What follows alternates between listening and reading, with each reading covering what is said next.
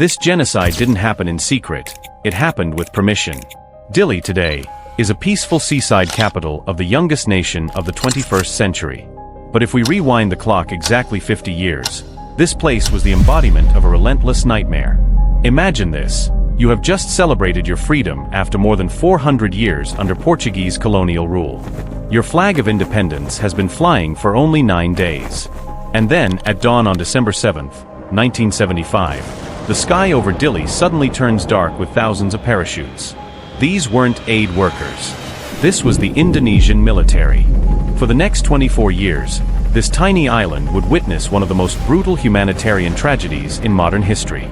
Estimates suggest that as many as 1 in 4 East Timorese would not survive the next 24 years. Not because of a natural disaster, but because of a systematic plan to erase an identity under the guise of becoming the 27th province. Why was a neighboring giant so willing to soak this island in blood? Why did the world remain silent for 2 decades? And how did a group of guerrillas, lacking almost everything, manage to defeat a modern regular army? Today, let's find out.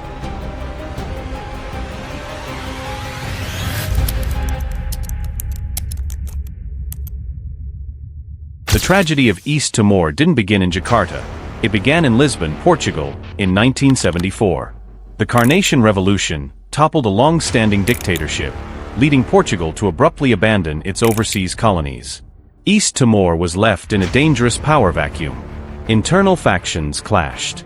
The Fretilin Party, left-wing nationalists, emerged victorious and unilaterally declared independence on November 28, 1975. But across the border, Indonesian President Suharto was watching with hawk-like intensity. In the heat of the Cold War, and shortly after the US withdrawal from Vietnam, Suharto feared a second Cuba on his doorstep. He wanted to annex the island to complete the Indonesian map and, more importantly, to crush any seed of communism. But Suharto didn't act alone. An invasion of this scale required the world's heavyweights to look the other way.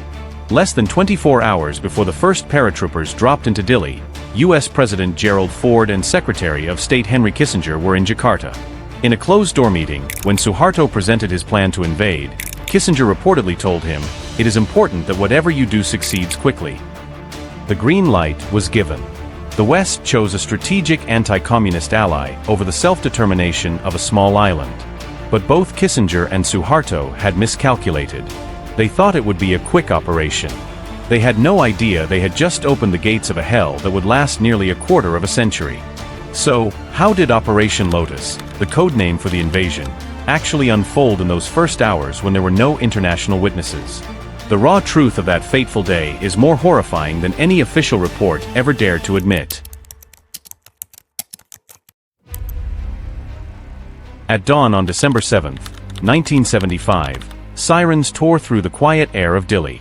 From the sea, Indonesian warships bombarded the city.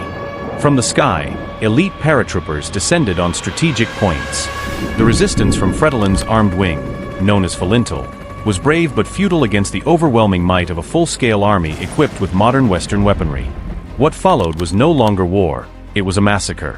Indonesian soldiers, fueled by propaganda that they were fighting dangerous communists, opened fire indiscriminately on civilians. Horror stories began to circulate. At the Dili Wharf, witnesses recalled soldiers lining up hundreds of civilians, men, women, and children. The gunfire echoed in cold, deliberate bursts. One by one, people disappeared into the water. Those still standing understood exactly what awaited them. A Catholic priest later wrote in his diary, "On that day, the seawater at Dili Harbor was no longer blue. It was a thick, dark crimson."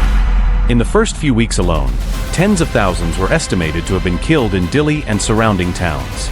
By July 1976, Indonesia officially declared East Timor its 27th province. The outside world, blocked from any real information, quickly accepted this as a fait accompli. But for the Timorese people, the real fight for survival had only just begun. When the military couldn't break the people with bullets in the cities, they pivoted to a new, much more sadistic tactic. A tactic that required no ammunition but killed more people than any other phase of the occupation. What was this silent weapon?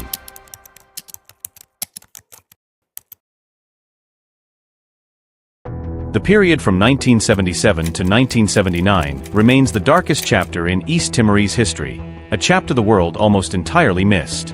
Realizing that Falintal guerrillas had retreated into the mountains and were still being fed by villagers, the Indonesian military launched the Encircling and Annihilation campaign. They used Bronco OV-10 jets, supplied by the West, to carpet bomb the countryside. But the most calculated cruelty was the human fence tactic, where civilians were forced to walk in front of marching troops to act as human shields and minesweepers. The ultimate goal was to separate the fish from the water. Hundreds of thousands were forcibly removed from their ancestral lands and herded into strategic settlements, essentially concentration camps.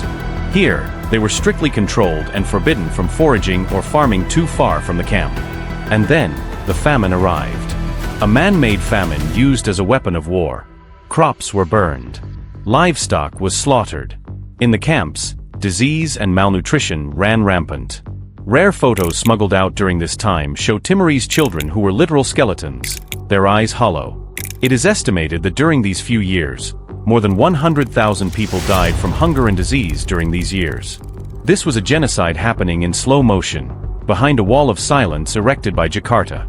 Amidst this earthly hell, the flame of resistance seemed to have flickered out. But deep in the jungle, one man rose to reorganize the remnants of the movement, turning despair into a lethal strategy. Who was he, and how did he manage to speak to the world right under the nose of the occupier?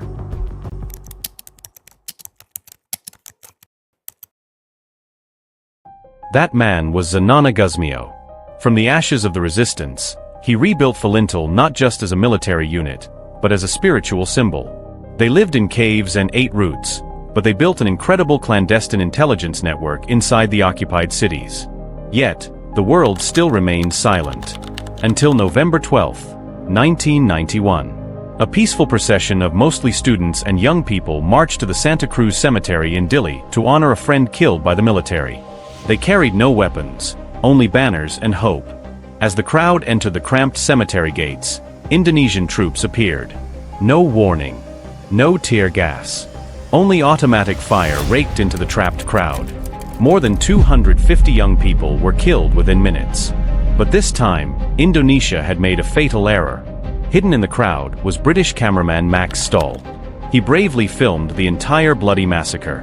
Knowing he would be searched, Stahl buried the film under a fresh grave and returned to retrieve it at night. That film changed history. When it was broadcast globally, the world was horrified. Governments that had looked away for 16 years could no longer ignore their own public's outrage. The Nobel Peace Prize in 1996 was awarded to Bishop Bello and José Ramos Horta, a final slap to the legitimacy of the occupation. The Santa Cruz massacre was the beginning of the end for Indonesia's rule. But a wounded beast is a dangerous one. When forced to leave in 1999, the occupying forces activated a final scorched earth plan of revenge. If they couldn't have East Timor, they would make sure no one could.